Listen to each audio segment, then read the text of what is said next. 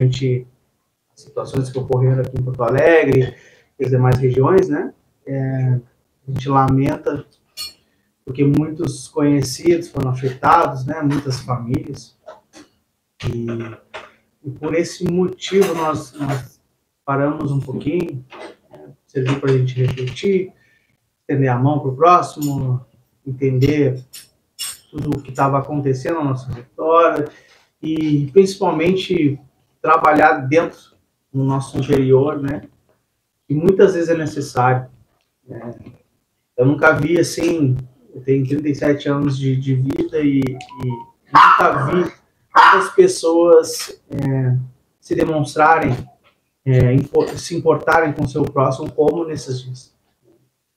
E eu vejo um mover muito de Deus nisso, a mão de Deus em tudo isso que aconteceu, apesar de muita lástima, né? Apesar de muitas perdas, né? Eu vejo Deus trabalhando em muitos corações, eu vejo Deus unindo propósito, eu vejo Deus tirando disso um grande aprendizado para nós.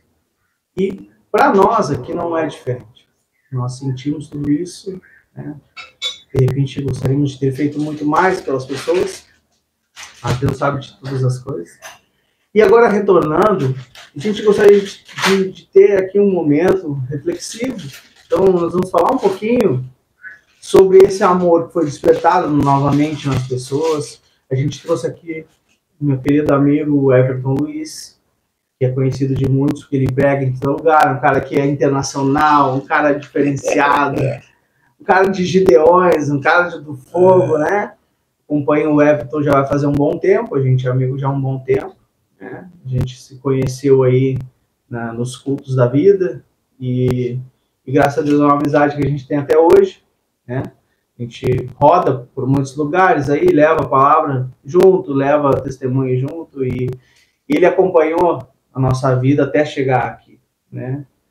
Recentemente a gente olhava as nossas fotos quando a gente ainda morava num apartamento lá no Parque dos Maias e a gente tinha um apezinho bem humilde. E ele vivenciou isso com a gente, isso é legal, é Jesus nos proporcionar ver esse crescimento, né? E ele faz parte disso na minha vida também. É verdade que a gente não está sempre junto, mas a gente está sempre conectado, né? Principalmente pelo celular, que hoje nos permite isso, né? E é um cara que está aí, que prega muito a palavra. Eu falo para ele que a vida dele é uma inspiração, não só para mim, mas para muitos. Porque é um cara que vive da obra, né? Ele vive da obra sem estipular valor de oferta, ele vive da obra com aquilo que é a mensagem de Jesus, tu vai, e aquilo que te der, tu aceita, se não te der, amém, glória a Deus.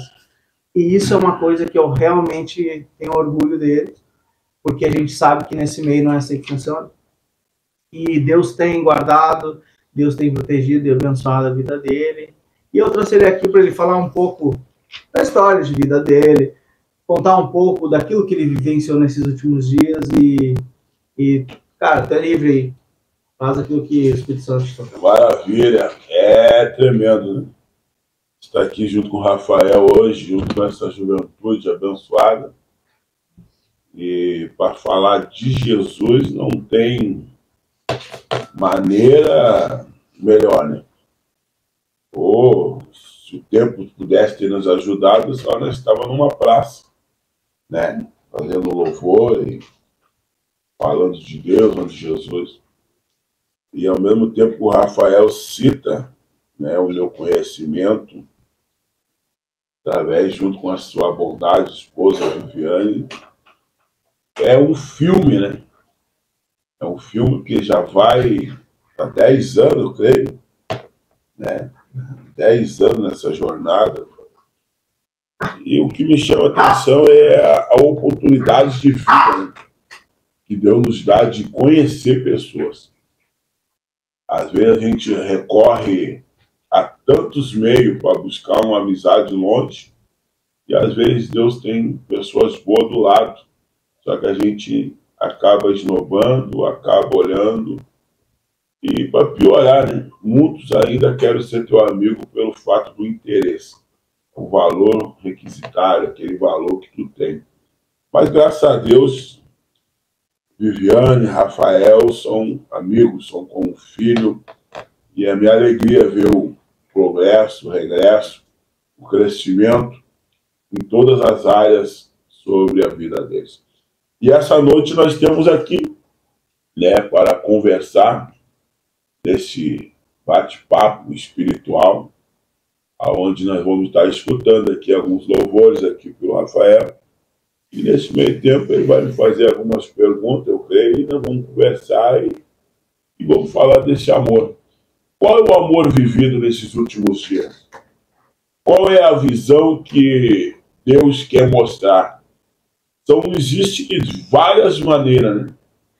Eu fiz parte aí nos primeiros dias e vi que o Brasil e o mundo todo se moveu em direção ao Rio Grande do Sul. Mas vi que muitos do Rio Grande do Sul, com escalão positivo de condições, não sentiram a mesma dor. Aí nós podemos aprender com a palavra de Deus que diz, né? Amará o Senhor teu Deus de todo o teu coração e o teu próximo como a si mesmo. E aí parece que o próximo de muitos ficou longe, né? E aí nós podemos ver quem é o teu próximo.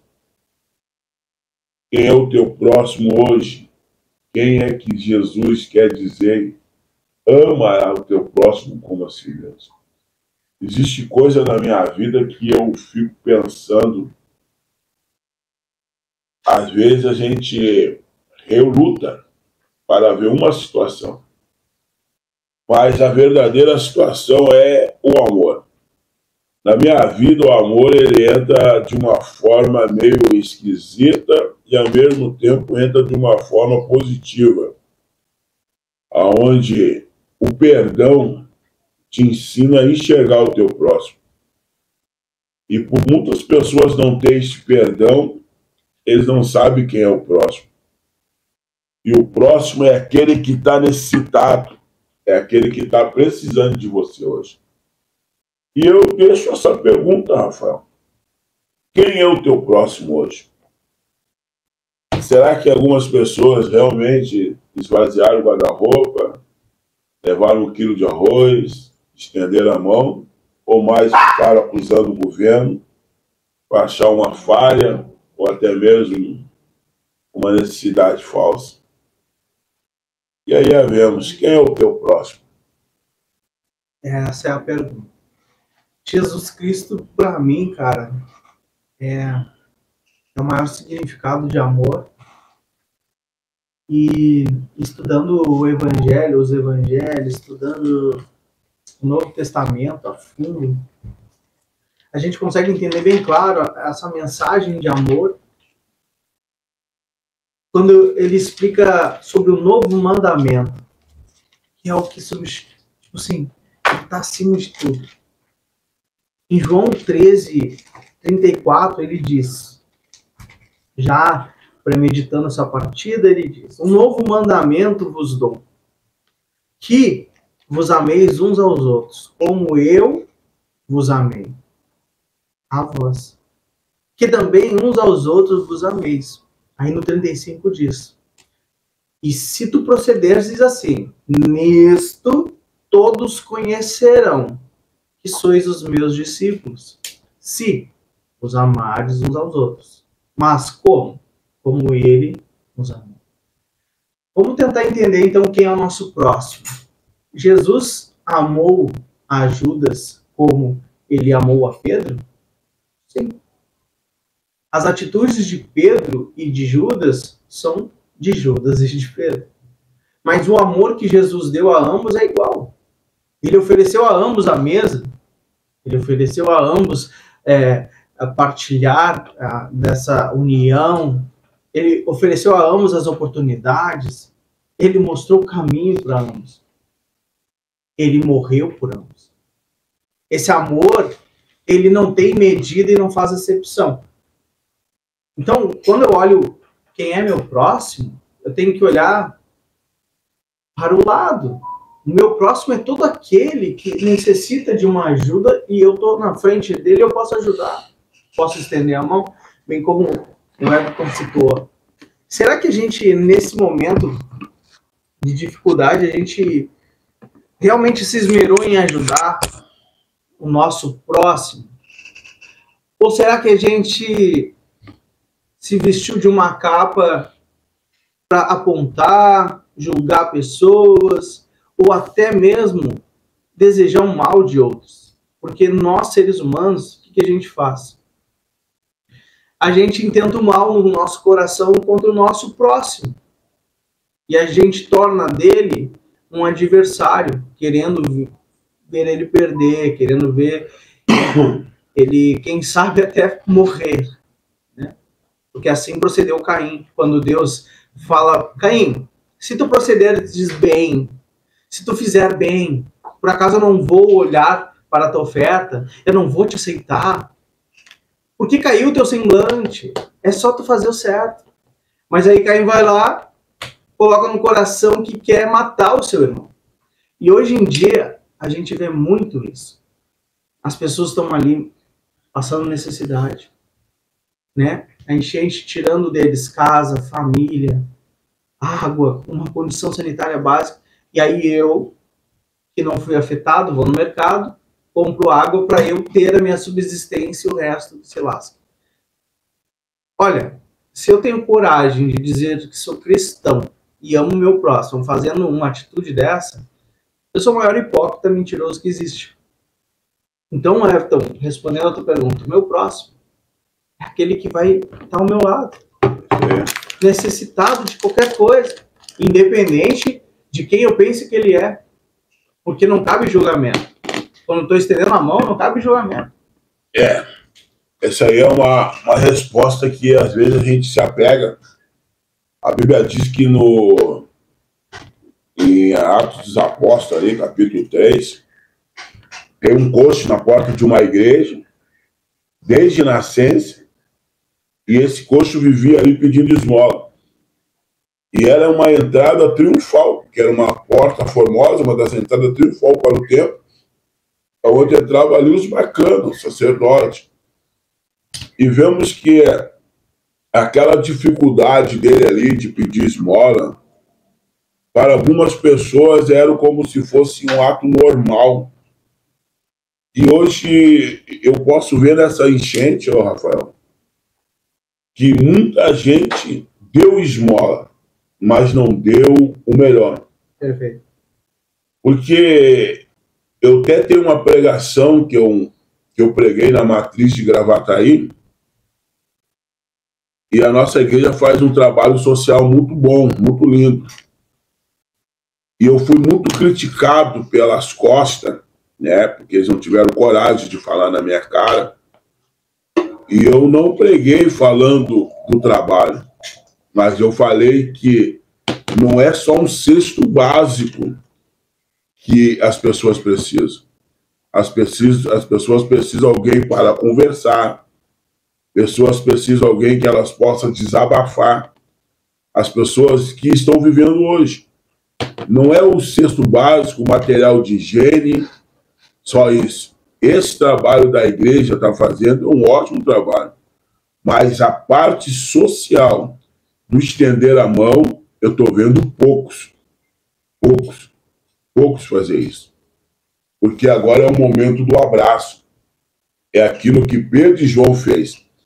Só que Pedro e João só fizeram também porque eles eram cheios do Espírito Santo. E eles estavam indo ao caminho da oração. E por muitos já não ser cheio da graça de Deus, não ter o amor da transformação, eles já não sabem o que é estender a mão e não tem amor ao próximo. Porque muitos aí que eu tenho visto já estão levando para olho por olho, dente por dente. O problema é teu, tu resolve, não tem nada a ver com isso aí. Só que um cristão, eu vou dizer, aquele que teve a remoção, a conversão e o arrependimento, ele sente a dor daquele que está caído. E essa dor é o que tem movido muita gente. Muita gente sentiu a dor de um grito de desespero, de um pedido de socorro, e ele não me deixa para trás, onde muitos se empenharam nessa função de resgatar. E vejo que, através da palavra de Deus, o importante não era a esmola, na vida daquele coxo. O importante para ele era aquilo que era mais necessário, na verdade, alguém disposto a estender a mão. Bom samaritano. E na passagem dos Atos dos Apóstolos, da Igreja Formosa, o coxo, o bom samaritano também nos chama a atenção, mas vamos terminar aqui, porque Pedro e João, além de estender a mão, andou junto. Amanhã eu vou lá na Vila Cobaia, lá do projeto do Eduardo. O Eduardo Flores esteve de manhã levando material de higiene. Ele mandou um vídeo para mim dizendo: aqui não vem ninguém. Aqui não vai vir cesto básico, aqui não vai vir ninguém. Porque são casas são pessoas humildes. Entendeu? E ele pediu: tem como tu levar água?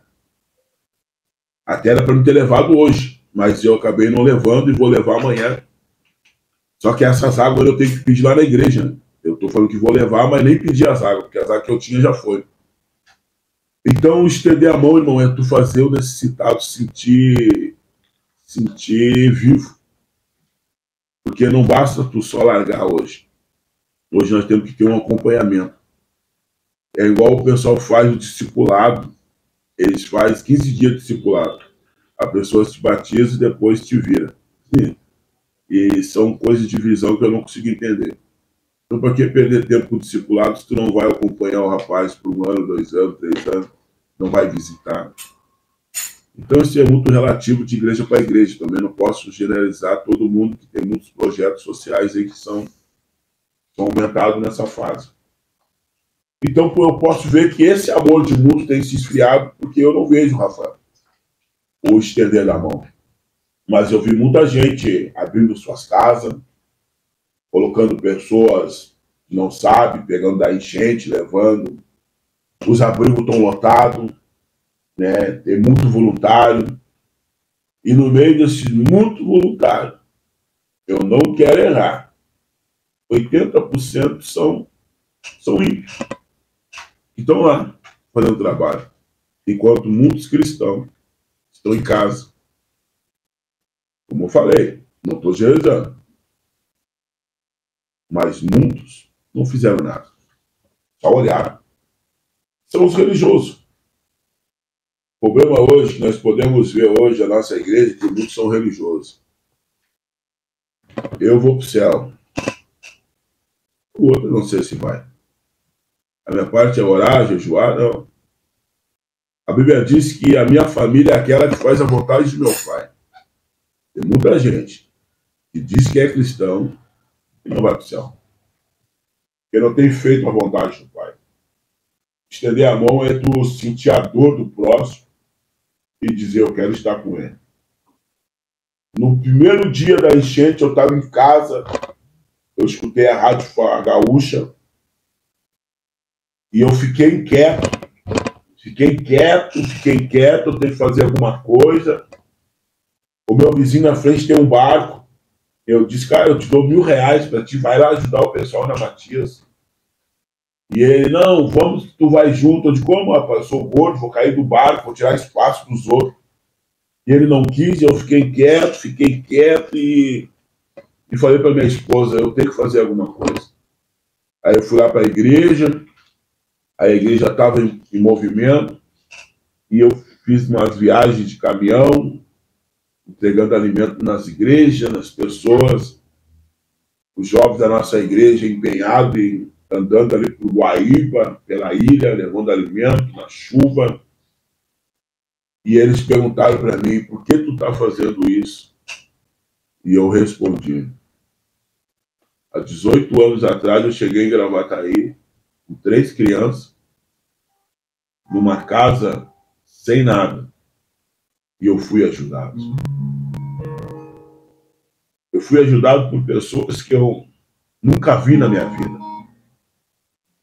Eu fui acolhido por pessoas que falaram para mim que as coisas iam ser diferentes. Meus filhos ganharam roupa para continuar na escola, porque eles não tinham roupa. Meus filhos ganharam caneta, ganharam caderno. A minha esposa ganhou roupa. Eu fui acolhido por pessoas que eu nunca podia imaginar que ia me acolher. E a palavra foi somente uma: levanta a tua cabeça, que as coisas vão mudar. Pessoas se preocuparam comigo, me visitando, me levando palavras de incentivo, dizendo: não volta para o crime, o vento vai cessar. E quando a gente cai numa situação dessa de desespero e vê que tem que ter força para recomeçar, tu não consegue ficar parado. Tu não consegue ficar só olhando pela televisão, escutando pela rádio, porque o Espírito Santo te leva lá atrás dizendo: olha o que está acontecendo com eles. Contigo não foi uma enchente de água, contigo foi uma enchente de droga, de cadeia, de homicídio, de sangue. Mas ao mesmo tempo, pessoas confiaram. Por isso que a igreja hoje está vivendo um dos maiores matrimônios de glória para aquele que pisou dentro d'água. Pessoas que perderam a sua vida com a doença do rato, aí, que entraram lá no fundão da Matias, no meio de cavalo, de porco, de um monte de sujeira, para salvar uma pessoa. Ele não era um Jesus Cristo da vida, mas a Bíblia diz que dentro de nós tem o Espírito Santo que não vai te deixar ver o próximo caído no chão e dizer: te vira. O que Pedro e João fez foi somente estender a mão. E o coxo sentiu importante. Por isso que quem já passou pela necessidade de saber que amanhã não vai ter comida e acreditar que Deus vai prover, esse não ficou dentro de casa. Quem já passou a necessidade de ir numa igreja, ver se tem alguma roupa para doação, esse não ficou dentro de casa. Porque ele sabe que a mão de Deus ajudou ele. E o mínimo do mínimo que ele quer fazer é ajudar alguém a entrar no barco, a levar para um abrigo, a dar uma coberta, levar um copo d'água, levar um alimento, como vi muitos levar marmitex, e levar aquela palavra de incentivo dizendo: vai passar. E às vezes aquela pessoa diz, como disseram para mim: meu filho, tu está aqui no meio desse fedor todo, tu não passa mal. Eu digo: fedor? Isso não é fedor, não. Isso aí, logo vai vir o sol, nós vamos tocar água, toca um produto de limpeza e o cheiro vai embora. Mas ficar lembrança, mas fedor é o que eu senti quando eu vi meu filho morto dentro do MR. O fedor que eu senti lá na Matias, de podridão, foi o cheiro que eu senti do meu filho. E quando eu disse para ela: esse cheiro da senhora não é de derrota, a senhora nem vai lembrar mais dele. Mas quando você sente algo podre, o que veio na minha lembrança é meu filho furado a bala. E a minha esposa estava no chão com ele. Então, por isso que eu não consegui ficar em casa. Eu peguei pneumonia, era para me estar no hospital, tomei remédio, já no momento que eu já fiquei legal, eu já estava na rua com o pessoal do quartel, lá na zona sul do Lamin. Não fazendo muita coisa, mas botando o meu carro, botando comida, levando uma palavra de incentivo, dizendo: vai passar. E as pessoas dizem: por que tu diz vai passar? Porque eu já vivi isso. E vai passar. O que vai ficar para nós são as cicatrizes, as lembranças e as velhas coisas daquela foto da estante. Aquele quadro de família não vai ter mais, mas aí vamos recolocar outras fotos e dizendo: nosso passado foi apagado, mas temos um futuro presente aí. Meus amados irmãos, nós temos visto tanta hipocrisia de todos os lados, mas ao mesmo tempo temos vendo Deus trabalhar. Tem muito bom samaritano na nossa terra, São Rafael. Tem muita gente que atravessou o mundo, o Brasil, para para estender a mão, para levantar, e outra coisa sem pedir nada em graça, tirando do seu próprio bolso.